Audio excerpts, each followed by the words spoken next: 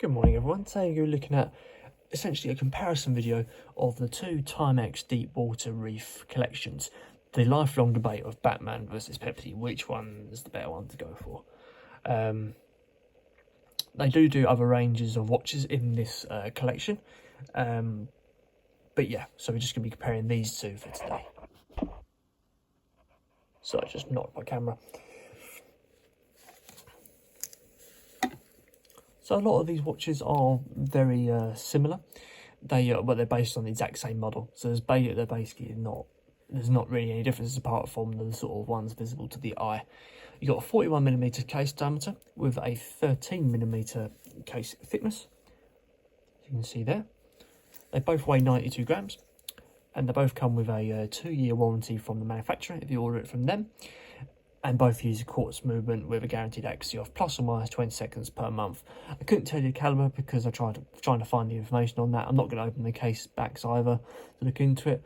I can just tell you there's quartz movement accuracy up to plus or minus 20 seconds per month. So let's have a look at the dials here. So we've got that lifelong debate of the sort of Batman versus Pepsi, which one are you going to go for? I've got a Tissot Pepsi in the box at the moment, and yeah, that's it's a hard choice. Batman or Pepsi. So let's start with the sort of the main specs. They're both waterproof to 200 meters, and they both come with the anti-reflective sapphire glass across the top of the actual faces of the watches. They've all got super luminous second hand, minute hands, increments, and GMT hands. So it's all high quality GMT, not high quality GMT, high quality lume on the components. What I like about particularly both of these watches is that Pepsi design being inside the actual face of the watch, giving you the choice of essentially there's more Rolex inspirations coming into this watch. Usually with Pepsi GMT and stuff like that, you'd have the GMT bezel on the outside, whereas this one you can have the Submariner style bezel with the GMT design inside. So if that's something you want to go for, then these watches are probably ideal for you. They both have date dials as well at the 3 PM, highly highly magnified. So one of the differences between these two, you might have noticed this at face value, but one of these, the Batman one, has a titanium case, whereas the Pepsi has a stainless steel casing, as you can see here. Just a slightly different variation in colour there. So you see there, slightly different colour. It's near enough the only difference between the two. In terms of the crown's a very nice feel. They're both the same in terms of crown, but we're going to look at on this one. Nice screw down crown with well-defined first position with decent movement on the actual date dial. It's a bi-directional dial because you can move the GMT hand as well. Second position, well-defined second click with a nice strong mechanism feel on the actual minute and hour hands as well. Just screws back into place. And now the actual bezel is a unidirectional bezel with a well-defined clicker as well. It sits into place quite nicely, which is good. Overall, very, very nice watches to deal with. Coming down to the straps. We've got 22mm synthetic rubber straps with a sort of a sporty effect, and they've got one unique touch with these watches, with these straps, and I'm going to show you those in a second. There's a nice sort of sporty look to it. Come down to the buckles. Again, difference in buckle is the Batman has the titanium one and the Pepsi has the stainless steel. Nice strong buckle and pin holding that in place. Coming down to the back, you both have the option of having quick release on them if you want to quickly snap on or snap off different straps.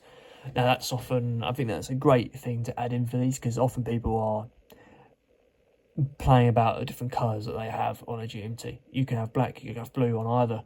It doesn't matter which one you have. There's such a big debate on which one's going to have the best colour. I'm going to leave the comments open for which one's best. That should be interesting. Look at the case backs, again identical. They have the sort of Timex Deepwater Ridge style back plate on there, screw down case back with a few more markings on the side there. Now the one thing I was going to tell you about was the unique touch on the strap. Now you may notice on this it doesn't have any strap holders.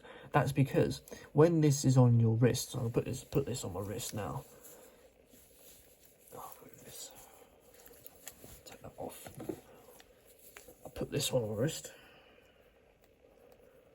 I'll put the other one on my wrist as well, and I'll show you where that strap's going to go. Put this one on my wrist as well. Just going to move this off camera. It's a little bit easier on my lap to do.